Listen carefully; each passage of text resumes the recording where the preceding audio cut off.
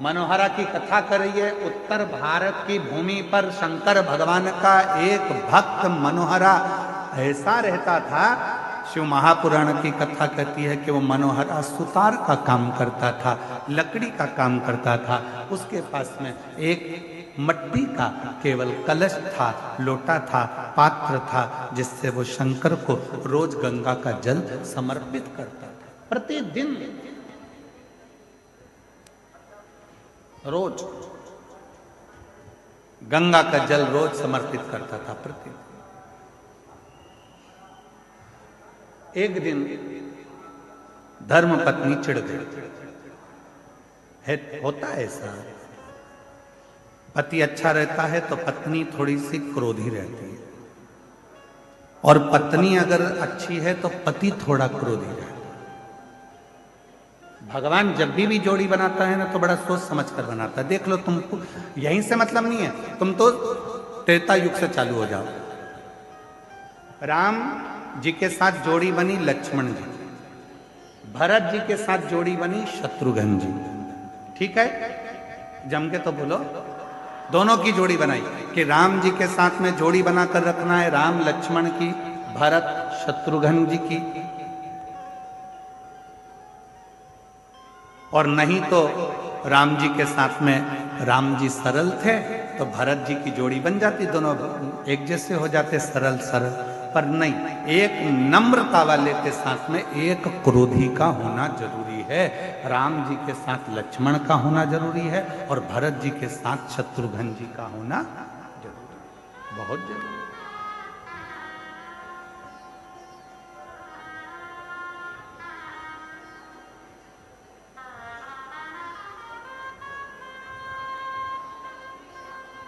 पति गुस्से वाला है, पत्नी थोड़ी सी नम्र।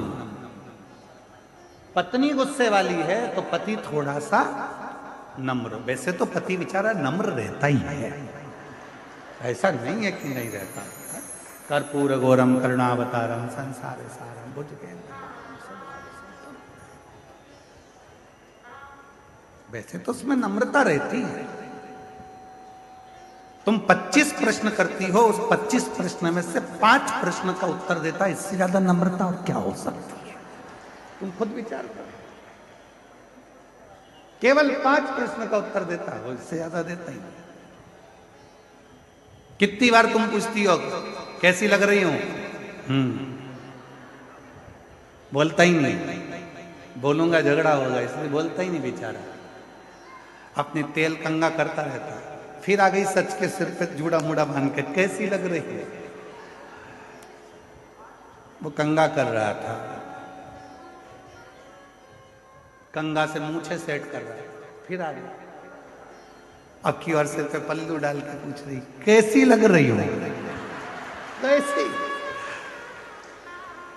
फिर बोला ऐसी लग रही जैसे हरी घास में भैंस चल रही है। अब बोला तो घर डोला। अब बोला ही तो वो कुछ प्रश्न का उत्तर देता, वो देता ही नहीं। उसकी सरलता बहुत सहज होता है।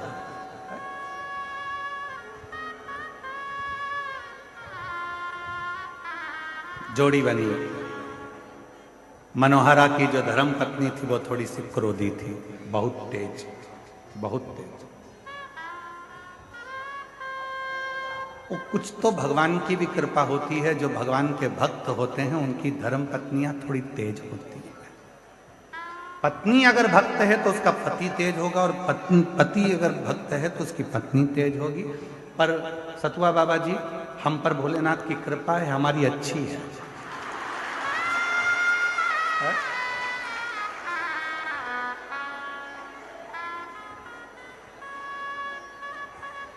अगर वो थोड़ी गड़बड़ होती तो हम तुम्हारे आश्रम में नहीं आ पाते।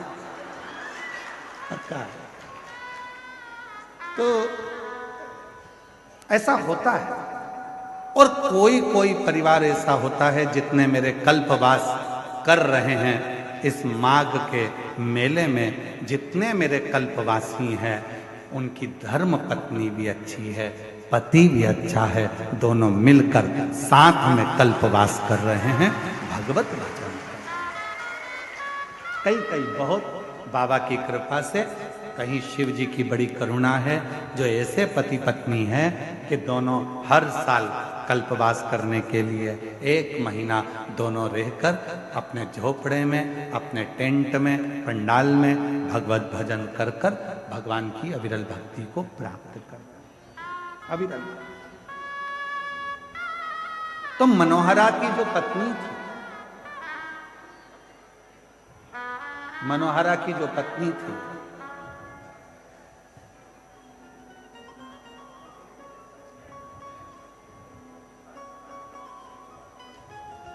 वो मनोहरा की पत्नी बहुत तीव्र थी, बहुत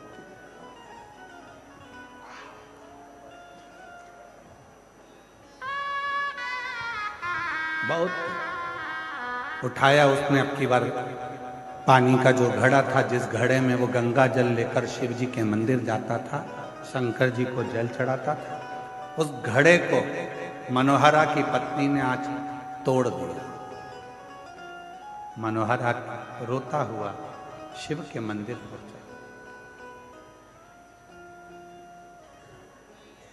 शिव के मंदिर, शंकर भगवान के मंदिर में पहुंचकर हाथ जोड़कर कहने लगा कि आज मेरे पास में ना लोटा है, कलश है और ना गंगा का जल, कुछ भी। और इतनी मेरी सामर्थ्यता नहीं है कि मेरे पास में अलग से मैं कलश को खरीद सकूं या फिर बर्तन ले सकूं जिस बर्तन में मैं गंगा का जल तुम्हारे लिए ला सकूं। रो रहा, आंखों से नीर बह रहा, अश्रु बह रहा।